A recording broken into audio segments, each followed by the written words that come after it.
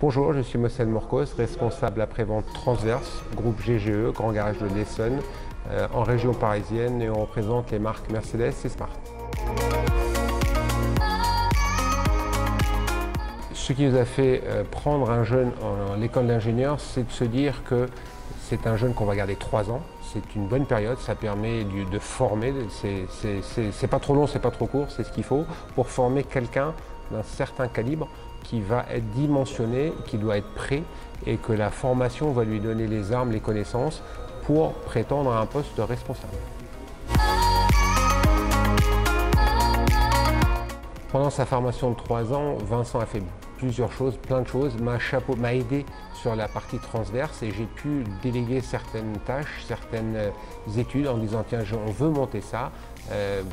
Il a un esprit d'analyse, il avait des bases, des acquis qui lui permettaient de m'aider, d'avoir une analyse. Je n'étais pas obligé d'être derrière lui. On peut lui dire tiens, il y a telle problématique, penche-toi dessus, qu'est-ce que tu me proposes, quelle analyse tu as, et effectivement, il avait les connaissances, il avait un esprit d'analyse très fin.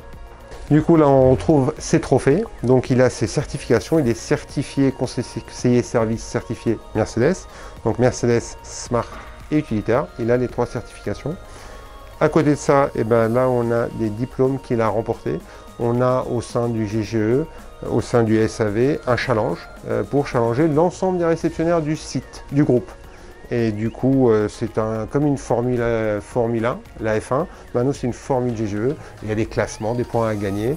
Et Vincent a gagné la saison 2019 et donc, du coup, a remporté la coupe. Il avait été sorti 3e. Et là, du coup, sur chaque Grand Prix, ils ont un diplôme avec leur nom, leur visage et ce qu'ils ont gagné. Et ici, du coup, on voit qu'on est sur la saison 2021. C'était le Grand Prix de Thaïlande en mars-avril, et il a terminé premier sur le groupe.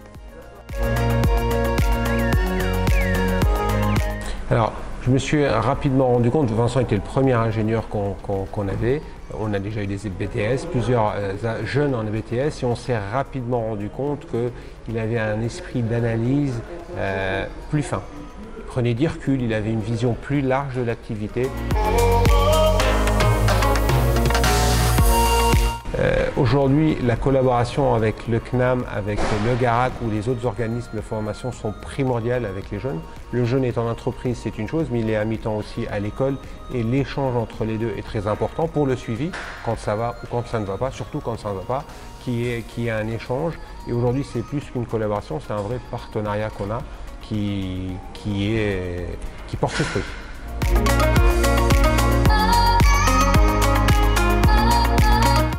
Est-ce que nous aurons besoin de jeunes en ingénieur? Oui, absolument, absolument. Nous en cherchons 2 pour la rentrée prochaine.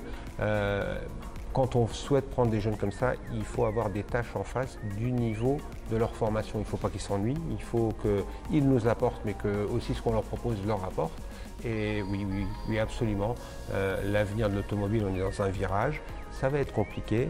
Personne ne sait exactement qu'est-ce qu'il y a à l'issue. En tout cas, il faut être prêt, il faut être flexible et il faut être novateur pour pouvoir prendre le virage et ressortir correctement. Donc oui, absolument, il nous faut des jeunes ingénieurs.